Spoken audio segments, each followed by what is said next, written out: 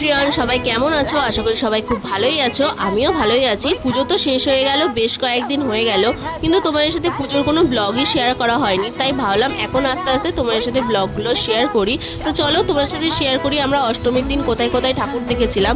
তো আমরা তো অনেক প্যান্ডেল ঠাকুরই দেখেছি, সব কিছু আমি ভিডিও করেছি, কিন্তু তোমাদের সাথে শেয়ার করা হয়নি। তো চলো এবার তোমাদের সাথে শেয়ার করি।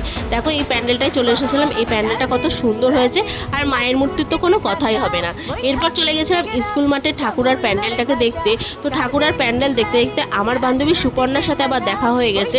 তো ওর সাথে একটু গল্প করে নিচ্ছিলাম। গল্প করে নেওয়ার পরই আমরা চলে গেছিলাম একটু খাওয়া দাওয়া করতে। আমরা তো প্রথমেই খেয়ে নিয়েছিলাম ফুচকা, এই ফুচকাটা খেতে বেশ দারুণ ছিল। এরপর মেলা ঘুরতে ঘুরতে চোখে পড়েছে পাপড়ি চাটের দোকান। যেহেতু অনেক দিন হয়ে গেল পাপড়ি চাট খাওয়া হয় না, তাই এখান থেকে একটু পাপড়ি চাট খেয়ে নিয়েছিলাম, আর খেতে বেশ ভালোই লাগলো। খেতে খেতে আমার বান্ধবী সঙ্গীতার সাথে দেখাও হয়ে গেল। ওর সাথে দেখা হয়ে খুবই ভালো লাগলো। দুজন মিলে খাওয়া দাওয়া করে গল্প করতে করতে বাড়ি চলে এসেছিলাম।